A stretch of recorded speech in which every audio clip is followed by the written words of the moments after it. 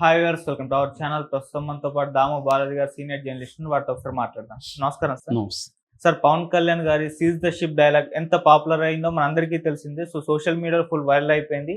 Fans కూడా ఆ సినిమాలో కూడా ఈ రేంజ్ ఎలివేషన్ చూడలేదని చెప్పేసి వాళ్ళు కూడా ఖుషి అయిపోయారు. అయితే ఇప్పుడు ఇదే టైటిల్ గా పెట్టేసి రిజిస్ట్రేషన్ చేయించుకొని ఒక సినిమా తీయబోతున్నారు. అది కూడా రామ్ గోపాల్ వర్మ గారని చెప్పేసి ఒక వార్త వైరల్ అవుతుంది సార్. మరి రామ్ గోపాల్ వర్మ గారు నిజంగా ఈ సీజ్ ద షిప్ పేరుతో సినిమా తీస్తున్నారా? మరి ఇది పాజిటివ్ గా తీస్తారా లేకుంటే నెగిటివ్ గా తీస్తారా? మరి ఆ సినిమా పరిస్థితి ఏంటి? అదే విధంగా ఈ సీజ్ ద షిప్ అది సీజ్ చేస్తారని చెప్పేసి అన్నారు కదా సార్, నిజంగా షిప్ ని సీజ్ చేస్తారా? ఆ కేసు పరిస్థితి ఏంటి సార్? సీజ్ ద షిప్ అనే పవన్ కళ్యాణ్ డైలాగు ఎంత పాపులర్ అయిందో మనం చూసాం. ట్విట్టర్లో అయితే ట్రెండింగ్ లైక్ వచ్చింది. అంటే #సీజ్ ద షిప్ అని.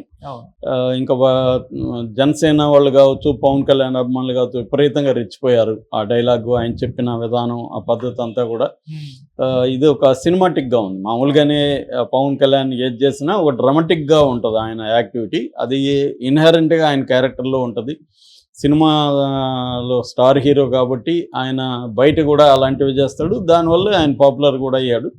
సో అలాగే దీన్ని కూడా నిజానికి ఆయన శాఖ కాదు, ఆయనకు సంబంధం లేదు. ఆయన వెళ్ళి ఇవన్నీ చేయడం వల్లనే దాని మీద ఇష్యూ అయింది. సో ఆయన సీజ్ ద షిప్ అన్నాడు కాబట్టి అది సినిమాటిక్గా ఉంది కాబట్టి దాని మీద సినిమా తెద్దామని రామ్ గోపాల్ వర్మ అనుకున్నాడు. రామ్ గోపాల్ వర్మ రిజిస్ట్రేషన్ కూడా చేశాడని ఒక వార్త బయటకు వచ్చింది. అయితే రామ్ గోపాల్ వర్మ అఫీషియల్గా అనౌన్స్ చేయలేదు. ఆయన బ్యానరా కాదా కూడా తెలియదు. బ్యానర్ వచ్చి నేను కనుక్కుంటే R film factory and productions అన్న బ్యానర్ మీద రిజిస్టర్ అయింది. మరి ఇక్కడ ఫ్యాక్టరీ ఉంది కాబట్టి, ఆర్జీవి ఫ్యాక్టరీ కాబట్టి ఆర్ ఫిల్మ్ ఫ్యాక్టరీ అంటే ఈందే అని ఒక ఇది ఉంది. కానీ ఆయనదా కాదనేది మనకి కన్ఫర్మ్ అయితే లేదు. కాకపోతే ఒక వెర్షన్ ఏంటంటే ఆర్జీవి ఇప్పుడు ఆల్రెడీ పవన్ కళ్యాణ్తో, లోకేష్తో, వీళ్ళతో కాంప్రమైజ్ అయ్యే లాబింగ్ చేస్తున్నాడు. సో ఆ లాబింగ్కి అనుకూలంగా సినిమా కూడా సీజ్ ద షిప్ అనే పేరుతో ఈయన సినిమా తీస్తున్నాడు. ఇది పవన్ కళ్యాణ్కి పాజిటివ్గా ఉండే సినిమా.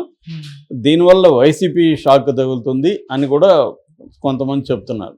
నేను చాలాసార్లు చెప్పాను, రామ్ గోపాల్ వర్మ ఆయన చాలాసార్లు చెప్పాను, నాకు జగన్ అంటే ఇష్టం, వైసీపీ అంటే నాకు సంబంధం లేదు వైసీపీకి అని. కాబట్టి ఆయనది వైసీపీ రాజకీయాలని ప్రోత్సహించాలనో, వైసీపీ ఉపయోగపడాలనో ఆయన ప్లాన్ కాదు. ఆయన సర్వైవల్లో కొన్ని సినిమాలు తీయచ్చు. ఆయన సర్వైవల్లో భాగంగా ఇప్పుడు అదేంది కొండ మీద కూడా సినిమా తీశాడు. అంత మాత్రాన ఆయన కొండ ఫ్యామిలీకి లాయల్ కాదు కదా. ఆ కొండ సురేఖకు యాంటీగా స్టేట్మెంట్ ఇచ్చాడు కదా ఆయన ఆ మధ్య. కాబట్టి ఆయన ఎవరికో లాయల్గానో ఇంకొకటో ఉండడం అనేది జరగదు. అలాగా రేపొద్దున నేను చాలాసార్లు చెప్పాను, జగన్కి యాంటీకి సినిమా తీయడానికి కూడా గ్యారెంటీ లేదు. అట్లాగే పవన్ కళ్యాణ్కి ప్రోగా కూడా సినిమా తీయడానికి గ్యారెంటీ లేదు. ఆయనకు అనిపిస్తే అది తీస్తాడు. రేపొద్దున పవన్ కళ్యాణ్ చాలా బాగా చేస్తున్నాడు అని ఆయనకు అనిపించాడు అనుకో, అదే ఆయన దాచుకోడు, చెప్తాడు కూడా. చాలాసార్లు పవన్ కళ్యాణ్ పొగుడుతూ ట్వీట్లు కూడా చేశాడు ఆయన. కాకపోతే జనం అవి కూడా సెటైర్లేమో అనుకుంటారు ఆయన సీరియస్గా చేసినా కూడా. సో ఇప్పుడు సీజ్ ద షిప్ మీద ఆయన సినిమా తీస్తున్నాడా లేదనేది మనకి కొంతకాలం తర్వాత కానీ క్లారిటీ రాదు. ప్రజెంట్ అయితే అఫీషియల్గా ఏమీ లేదు. వార్త అయితే వైరల్ అయింది. ఈ టైటిల్ అయితే ఫిల్మ్ ఛాంబర్లో టైటిల్ అయితే రిజిస్ట్రేషన్ అయింది, అంతవరకు కన్ఫామ్ అనమాట. మరి అది ఎవరు చేశారు, నిజంగా సినిమా తీయబోతున్నారా లేదో తెలియదు. చాలామంది ఏం చేస్తుంటారంటే సినిమా తీరు కానీ టైటిల్ రిజిస్ట్రేషన్ చేసి పెట్టుకుంటారు. ఎందుకంటే రేపు ఎవరన్నా ఇలాగ పాపులర్ అవుతుంది కదా, పాపులర్ అనే సినిమా తీయాలంటే ఈ టైటిల్కి ₹1,00,000 ₹2,00,000 ఇస్తారు. మామూలుగా టైటిల్కి ఎంతో ఉంటుంది, 4-5 వేలు. సో ఎక్కువ డబ్బులు వస్తాయి అన్నమాట, అమ్ముకోవచ్చు. అందుకని కొంతమంది ఈ వ్యాపారం కూడా ఉంటారు. అంటే ప్రొడక్షన్ ఆల్రెడీ ఉన్నవాళ్ళు, వాళ్ళు సినిమాలు తీయరు కానీ వాళ్ళ బ్యానర్ రిజిస్ట్రేషన్ అయి ఉంటుంది కాబట్టి టైటిల్ బ్లాక్ చేయడం అంటారు, దీన్ని టైటిల్ బ్లాక్ చేసి పెట్టుకుంటారు. సో ఆ కైండ్. రెండవది, ఇప్పుడు నిజంగా సీజ్ ద షిప్ అని పవన్ కళ్యాణ్ అనేయగానే సీజ్ అయిపోయిందా? ఇదేం సినిమా కాదు కదా సీజ్ ద షిప్ అంటే.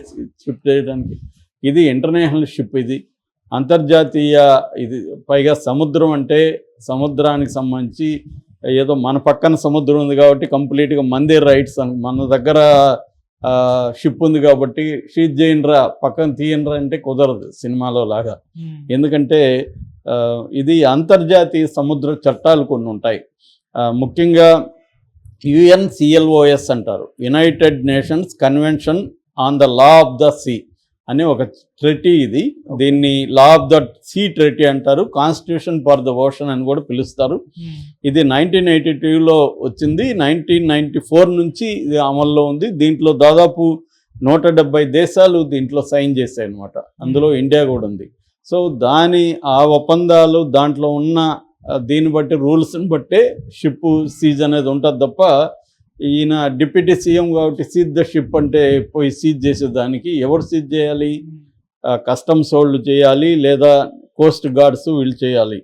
వాళ్ళు చేయడానికి లేదు. వాళ్ళు కూడా షిప్ ఎందుకు చేస్తున్నావు రేపు పొద్దున అడిగితే వాళ్ళు సమాధానం చెప్పగలగాలి. రేపు పొద్దున కోర్టులో కేసులు వేస్తారు, కోర్టులో వీళ్ళు ఎందుకు సీజ్ చేశారని చెప్పాలి.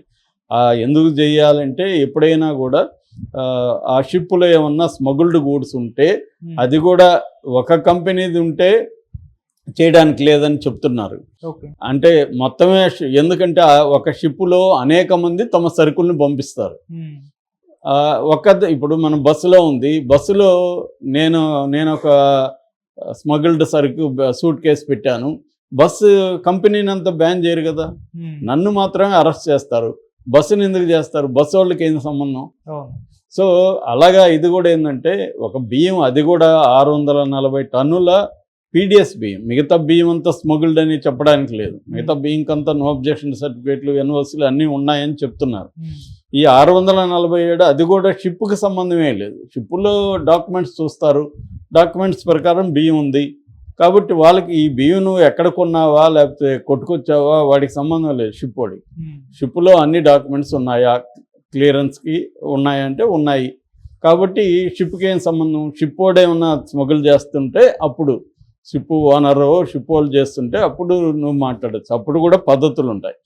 అంటే ఒకవేళ పవన్ కళ్యాణ్ అలాగా షిప్ తప్పు జరుగుతుంది, అక్రమం జరుగుతుంది, షిప్ కూడా దీంట్లో వాటా ఉందని నమ్మితే ఆయన చేయాల్సింది ఏంటి? ఇటు నేషనల్ ఏజెన్సీలు ఉంటాయి, ఎన్ఐఏ కానీ, నేషనల్ ఇన్వెస్టిగేటివ్ ఏజెన్సీ కానీ, ఐబీ కానీ, ఇంటెలిజెన్స్ బ్యూరో కానీ, వీళ్ళకి కంప్లైంట్ ఇవ్వాలి. సెంట్రల్ గవర్నమెంట్కి కంప్లైంట్ ఇవ్వాలి. అందుకని ఆయనకి తెలుసు. అది ఆయనకు కూడా సీజ్ ద షిప్ అంటే సీజ్ అయిపోదని పవన్ కళ్యాణ్ తెలియకేం కాదు. కాకపోతే డ్రామాటిక్గా ఉండడం కోసం ఆ ఎఫెక్ట్ ఇచ్చాడు అంతే. పవన్ కళ్యాణ్ తెలియదని నేనైతే అనుకోవట్లేదు.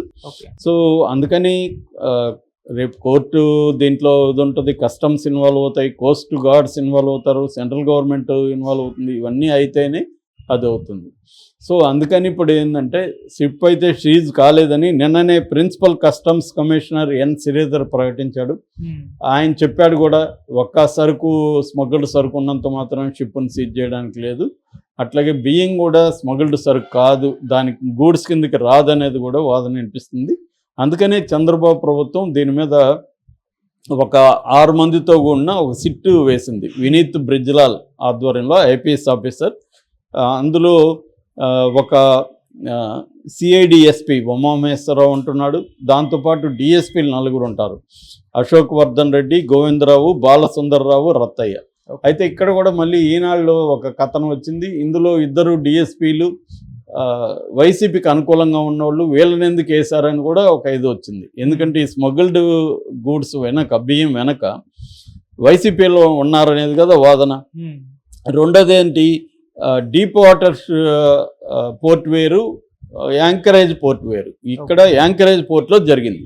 అయితే డీప్ వాటర్ పోర్ట్కి సంబంధించి 49% వాటాల్ని అరబిందో వాళ్ళు కొన్నారు. అరబిందో వాళ్ళు ఈయనకి విజయసాయిరెడ్డికి బంధువులు అన్న వాదన వచ్చింది. దాంట్లో చంద్రబాబు లాంటి వాళ్ళు కూడా ఆరోపించారు, బెదిరించి రాయించుకున్నారని. దాని మీద కూడా విచారణ జరిగే అవకాశం ఉంది. ఇప్పుడు దాని మీద సిఐడి ఆల్రెడీ కేసు పెట్టింది. విజయసాయిరెడ్డి నెంబర్ 2గా ఉన్నాడు.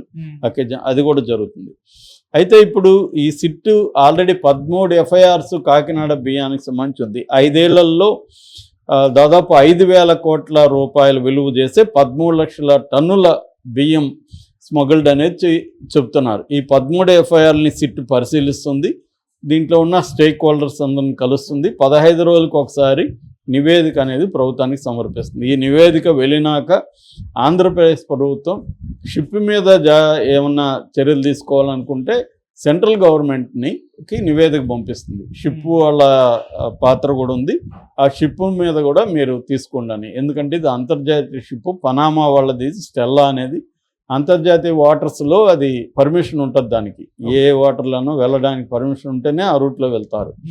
ఎందుకంటే ఇక్కడ సావరిన్ వాటర్స్ అంటారు. సావరిన్ అంటే మనకి కొంతవరకు సముద్రంలో కొంత భాగం వరకు మనకి హక్కు ఉంటుంది. అది దాటితే మనకి హక్కు ఉండదు. మిగతా వేరే స్టేట్కి వెళ్ళిపోతుంది. పుష్ప 2లో కూడా చూపించారు, అది శ్రీలంక వాటర్ సార్ అని వెళ్ళిపోయినాక. సో అలాగా ఈ అంతర్జాతీయ ఇందాక నేను చెప్పిన UNCLOS ఈ ట్రెటీ ప్రకారమే షిప్పుల సీజ్ కానీ ఏమన్నీ జరగాలి. పవన్ కళ్యాణ్ చెప్తే జరగదు.